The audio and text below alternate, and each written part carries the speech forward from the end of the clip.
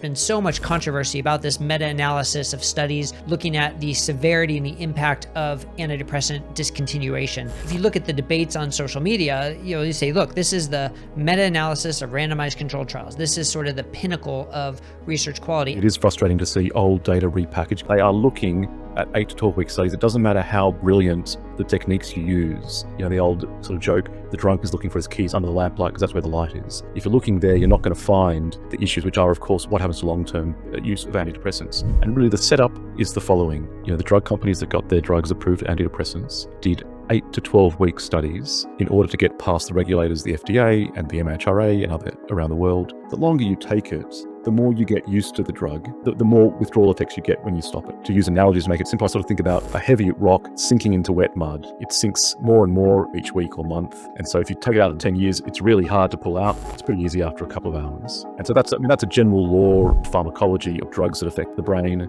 drugs that cause withdrawal. The longer you use them, the more severe, long-lasting, and common withdrawal effects are. Why is it so important? And part of the reason is determining withdrawal from a recurrence of the depression that required the treatment. I had not been taught about that in my training. All the guidelines at the time said it was mild and brief. When I found out that it wasn't just me, it was tens of thousands of other people who had been forced to go into online peer support groups, I realized that there was a significant issue, a mismatch between what guidelines said and people's experience.